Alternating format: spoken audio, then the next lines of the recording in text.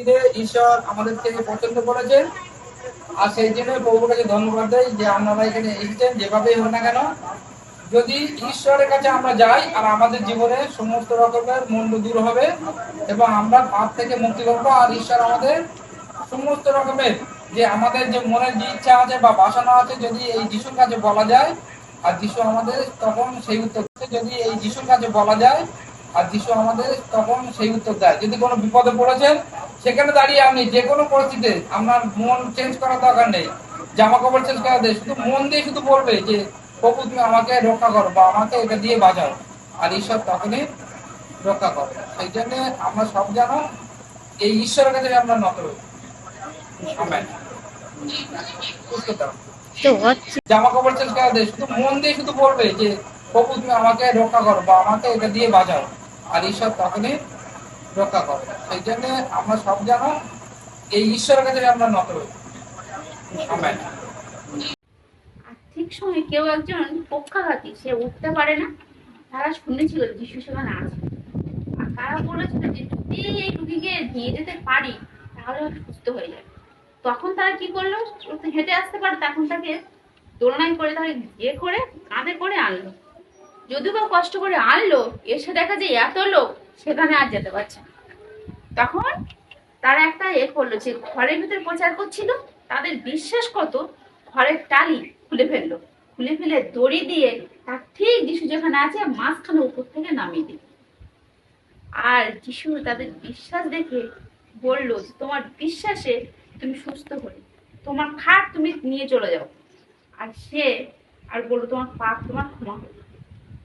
তখন সঙ্গে সঙ্গে সে উঠে দাঁড়ালো, যাকে 4 জন মানুষ দেখে ঘাড়ে করে নিয়ে এসছে, সে উঠে দাঁড়ালো।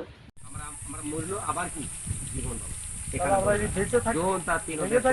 আবার বলে কিন্তু ঈশ্বর আমাদের প্রতি তাহার নিজের প্রেম প্রদর্শন করিতে চাই, কারণ আমরা যখন পাপী ছিলাম তখনও ঈশ্বর আমাদের জন্য আমাদের নিমিত্ত প্রাণ দিয়েছেন, আমাদের ক্রুশ দিতে হয়েছে।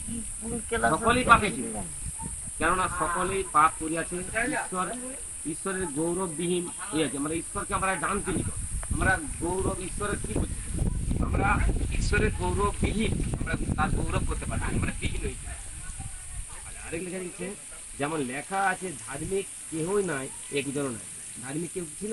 ধার্মিক কেউ ছিল না, একজনও নাই। আচ্ছা, পাপ দূরীকরণের জন্য ঈশ্বর নির্ধারিত উপায়, কেননা পাপের বেতন মৃত্যু, কিন্তু ঈশ্বরের অনুগ্রহ দান আমাদের প্রভু যিশু খ্রিস্টে অনন্ত জীবন। পাপের বেতন কি আছে? মৃত্যু।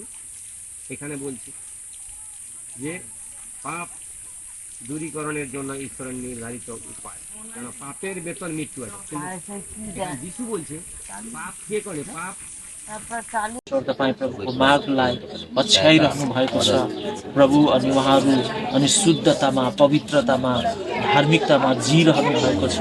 हामी धन्यवाद चढाउँदछौँ पवित्र परमेश्वर, हे महान परमेश्वर, यहाँहरूलाई अझै प्रभु तपाईँको भयमा जिउनको निम्ति मद्दत गर्नुहोस् प्रभु। यहाँहरूको निम्ति प्रभु तपाईँ अनि बाटोहरू खोलिदिनुहोस् भनिकन प्रार्थना गर्दछौँ, किनकि तपाईँ प्रभुको वचनमा लेखिएको छ उहाँमाथि विश्वास गर्नेमाथि अनि कुनै कुराको असम्भव छैन। उहाँमा लुका 1:37 भन्छ उहाँमाथि विश्वास गर्नेको निम्ति कुनै कुरा असम्भव छैन, उहाँमा सबै कुरा सम्भव छ। त्यसकारण পিতা তুমি দয়া করো, পিতা তুমি যিশুর নামে সেবা দূর করো, পিতা তুমি তাদেরকে দয়া করো, তুমি তাদেরকে ভালো রেখো পিতা, তুমি তাদেরকে সুস্থ রেখো পিতা, তুমি তাদেরকে দয়া করো, ঘরের পরিবার সকলকে তুমি দয়া করো, ওনাকে আশীর্বাদ করো পিতা, এই প্রার্থনা যিশুর নামে চাই।